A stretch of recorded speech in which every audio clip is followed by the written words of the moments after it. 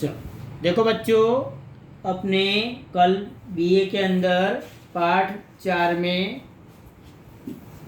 E commerce के सफल अमलीकरण के लिए आवश्यक साधन, वेबसाइट, इंटरनेट युक्त computer, credit card, debit card, online व्यवहार, पंजीकरण, ऑर्डर देना, धन के भुगतान की व्यवस्था करना, धन के भुगतान की प्रक्रिया, COD, cash on delivery, cheque, net banking transfer, credit card, debit card, digital case इत्यादि के बारे में अपने ने अभ्यास किया। आज बच्चों अपने व्यवहार को रक्षण एवं सुरक्षा, व्यवहारों का रक्षण एवं सुरक्षा के विषय में अभ्यास करेंगे। उसमें परंपरागत वित्तीय व्यवहारों की तुलना में ऑनलाइन व्यवहारों में कितने ही प्रकार के जोखिम दिखाई देते हैं। इनके परिणाम स्वरूप व्यवहार करने वाले व्यक्ति को अपनी आर्थिक प्रतिष्ठा और मनोवैज्ञानिक स्तर पर नुकसान हो सकता है। इसलिए ई कॉमर्स के व्यवहारों में सुरक्षा की बात सबसे महत्वपूर्ण मानी जाती है।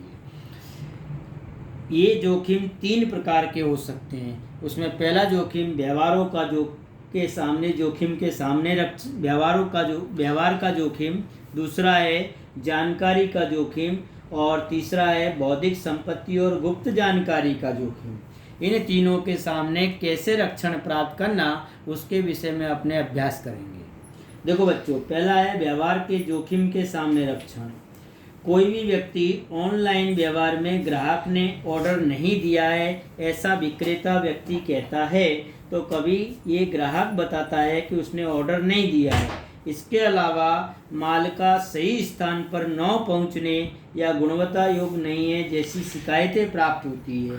ऐसे समय पर जोखिम निवारण के लिए खाता का रजिस्ट्रेशन के समय उचित पहचान और पते की जांच करना और ग्राहकों को सुव्यवस्थित बिक्री की साइट से ही खरीदी करनी चाहिए, अन्य जगह से नहीं। ये इसके रक्षण की सुरक्षा होगी। दूसरा है सूचना संग्रह के सामने जोखिम के सामने रक्षण। सूचना के संदर्भ में अनेक प्रकार के जोखिम होते हैं। महत्वपूर्ण जानकारी को स्वार्थ के उद्देश्य से या मात्र आनंद के उद्देश्य से चोरी किया जा सकता है अथवा बदला जा सकता है। आप वायरस में हैकिंग शब्दों से परिचित होंगे। वायरस एक प्रकार का कंप्यूटर प्रोग्राम है। वायरस कंप्यूटर सिस्टम में अपनी एक प्रकार की वह नकल खड़ी करता है, जेरोक्स करता है और सूचना को हानि पहुंचाता है। वायरस स्क्रीन पर प्रवेश करता है, कंप्यूटर कार्य में रुकावटें पैदा करता है, निर्धारित फाइल को हानि पहुंचा और सिस्टम को क्षति पहुंचा सकता है। इन सब जोखिमों के निवारण के लिए हमें एंटीवायरस सॉफ्टवेयर का उपयोग करना चाहिए। ये इसकी सुरक्षा होगी। और तीसरा कारण है बौद्धिक संपत्ति और गुप्तता के सामने या जोखिम के सामने रक्षण। इंटरनेट एक प्रकार का खुला मंच है, ओपन स्टेज है। एक बार कोई भी जानकारी इंटरनेट पर रख दी जाए अर्थात वह सार्वजनिक हो जाती है, पब्लिक को प्राप्त होती है। ऑनलाइन व्यवहार करते समय यह जानकारी जैसे कि ईमेल, पता, फ़ोन नंबर, पासवर्ड, तदुपरांत धंधे की बहुत सी जानकारी को गोपनीय रखना आवश्यक होता है, गुप्त रखना आवश्यक होता है। समय समय पर उपभोक्ता को इसकी सुरक्षा के लिए अपना पासवर्ड बदलते रहना चाहिए, तो ये इसकी सुरक्षा होगी। देखो बच्चों, अपने आज आउटसोर्सिंग के बारे में भी समझेंगे कि आउटसोर्सिंग किसे कहते हैं। आउटसोर्सिंग या बाह्य स्रोत बराबर। देखो बच्चों, कोई भी धंधा की इकाई द्वारा कोई भी कार्य या फुटकर कार्य या प्रक्रिया किसी समय अवधि के लिए अन्य समूह को अनुबंध के रूप में यदि सौंपी जाए, करार के रूप में यदि सौंपी जाए, तो उसे अपने आउटसोर्सिंग कहते हैं। धंधा की इकाई अपनी मुख्य प्रवृत्तियों पर अच्छी तरह से ध्यान दे सके, इस उद्देश्य से आउटसोर्सिंग करना आवश्यक होता है। इसलिए कोई भी कंपनी गौण कार्यों की आउटसोर्सिंग करवाती है। तदुपरांत बहुत सी धंधा की इकाइयाँ बौद्धिक कार्य उनका मुख्य कार्य होने के बावजूद आउटसोर्सिंग करवाती है। आउटसोर्सिंग कंपनी में कंपनी के बाहर की कार्रवाई भी की जा सकती है।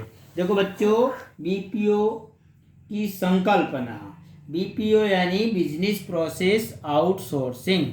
अब बीपीओ की संकल्पना में बीपीओ अर्थात कंपनी के विशिष्ट कार्य और प्रक्रियाओं को पूर्ण करने के लिए वही कंपनी या समूह की करार आधारित सेवाओं को प्राप्त करना। जो कंपनियां कॉल सेंटर्स या डेटा एंट्री का कार्य आउटसोर्सिंग करवाने की इच्छुक होती है, उनका मुख्य उद्देश्य खर्च में कटौती करना होता है।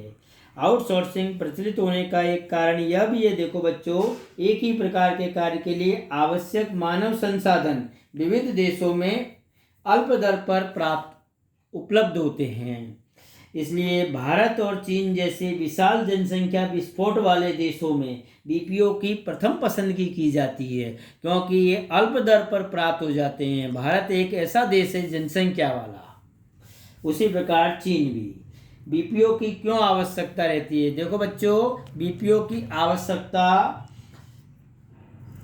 तो बीपीओ कंपनी के कॉरपोरेट वर्ग के कर्मचारियों को दैनिक गौण कार्यों से दायित्वों से मुक्त कराता है। इसलिए ये कर्मचारी उत्पादन प्रवृत्तियों पर अपना विशेष ध्यान दे सकते हैं और अपना ध्यान केंद्रित कर सकते हैं। इसकी आवश्यकता का पहला कारण है खर्च में कटौती। धंधा की इकाई बिलिंग, खरीदी, डेटा एंट्री, मार्केटिंग, सर्वेक्षण जैसे फ्रंट ऑफिस के कार्यों का आउटसोर्सिंग करके अपने खर्च में कटौती कर सकते हैं, पहला कारण। देखो बच्चों, दूसरा कारण है कि कंपनी का मुख्य व्यवसाय पर ध्यान। धंधा की इकाइयों के दैनिक कार्यों का आउटसोर्सिंग करने से संचालक अपने व्यवसाय पर विशेष रूप से ध्यान केंद्रित कर सकते हैं। तीसरा कार्य, कार्य कुशलता का लाभ। धंधा की इकाई कर्मचारियों की भर्ती करके उनको तालीम दे और इसके स्थान पर आउटसोर्सिंग द्वारा गुणवत्तापूर्ण कार्य करवा सकती है। चौथा कारण है परिवर्तनशील मांग को पूर्ण करना। बीपीओ कंपनियां ग्राहकों की निरंतर और समय के अनुसार बदलती हुई मांग को पूर्ण करने की सुविधा देती है। और पांचवा कारण है लाभ में वृद्धि।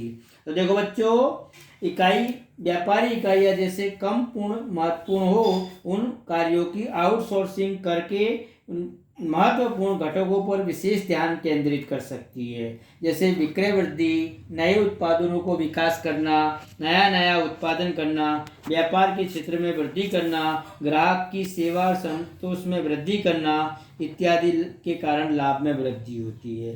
बीपीओ का कार्य क्षेत्र देखो बच्चों, एक तो बैंक ऑफिस आउटसोर्सिंग और फ्रंट ऑफिस आउटसोर्सिंग दो कार्य हैं। और बैंक ऑफिस आउटसोर्सिंग यानी बिलिंग, खरीदी, डेटा एंट्री जैसे व्यापार के आंतरिक कार्य किए जाते हैं। फ्रंट ऑफिस आउटसोर्सिंग यानी मार्केटिंग या टेक्निकल ग्राहक संबंधी सेवाओं का समावेश किया जाता है।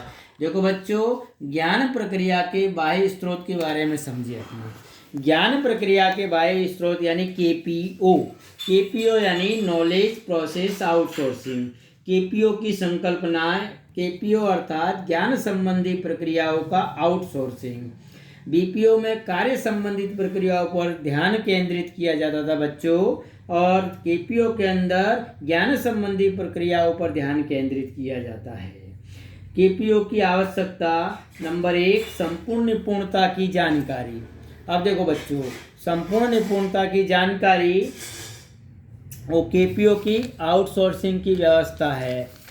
देखो बच्चों, अब यहाँ अपने केपीओ की आवश्यकता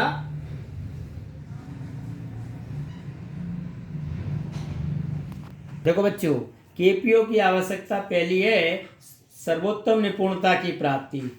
उसके अंदर केपीओ की सेवा देने वाली संस्थाओं के पास प्रशिक्षण और मानव संसाधन पर विनियोग के परिणाम स्वरूप उच्च कोटि की कुशलता प्राप्त होती है, और धंधा की इकाई को इसका लाभ न्यूनतम खर्च पर प्राप्त होता है। इसलिए केपीओ के श्रेष्ठ तकनीक, मानव संसाधन और पद्धति पर महत्तम विनियोग करके श्रेष्ठ परिणाम प्राप्त देती है।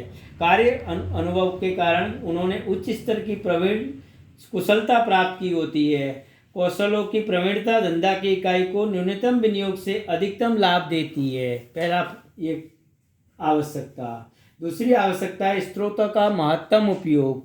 देखो बच्चों, प्रत्येक धंधा की इकाई को प्राप्त साधन सीमित होते हैं। आउटसोर्सिंग के कारण इकाई के मानव संसाधन मुक्त हो जाते हैं और उनका अधिकतम उपयोग ग्राहक लक्षी प्रवृत्तियों में किया जाता है। तीसरा कारण है जटिल समस्याओं का समाधान। विभिन्न प्रकार की जटिल समस्याएं जिनमें उच्च स्तर के तकनीक कौशल की आवश्यकता होती है, ऐसी समस्याओं का निराकरण आउटसोर्सिंग द्वारा किया जा सकता है। चौथा कारण है मुख्य कार्यों पर विशेष ध्यान।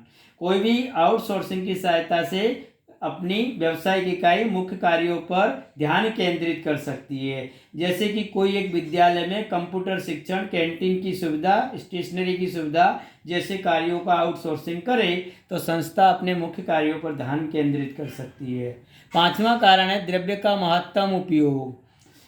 आउटसोर्सिंग के कारण धंधा की इकाई में बहुत से कार्यों की आउटसोर्सिंग की जा सकती है। जैसे कार्यों के लिए पूंजी विनियोग करने की आवश्यकता नहीं होती, परिणाम स्वरूप पूंजी का महत्तम उपयोग धंधा के विकास के लिए कर सकते हैं। और छठा कारण खर्च में कमी। आउटसोर्सिंग के कारण खर्च में कमी होती है। और सातवां कारण जोखिम में कमी। वर्तमान परिस्थिति, बाजार स्पर्धा, सरकारी नीति नियम और टेक्निक बहुत सी शीघ्रता से परिवर्तन होता है। धंधा की इकाई द्वारा किया गया विनियोग समय के साथ अनुपयोगी हो जाता है। आउटसोर्सिंग से ये सब जोखिमों में कमी हुई है।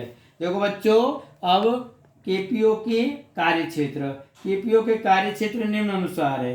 पहला कार्यक्षेत्र है व्यापार और बाजार संशोधन, दूसरा कार्यक्षेत्र है कानूनी सेवाएं, तीसरा कार्य है मेडिकल सेवाएं, चौथा कार्य है प्रशिक्षण और मार्गदर्शन, पांचवा संशोधन और विकास, छठा कंप्यूटर प्रोग्रामिंग और सातवां एनिमेशन और डिजाइन। देखो बच्चों, आज अपने चौथा चैप्टर पूर्ण किए। आप लोगों को इस चैप्टर के स्वाध्याय के सभी प्रश्न अपने नोटबुक में लिखने हैं और मैं जब चौपड़ा मंगाऊँ तब मुझे चेक करवाने हैं।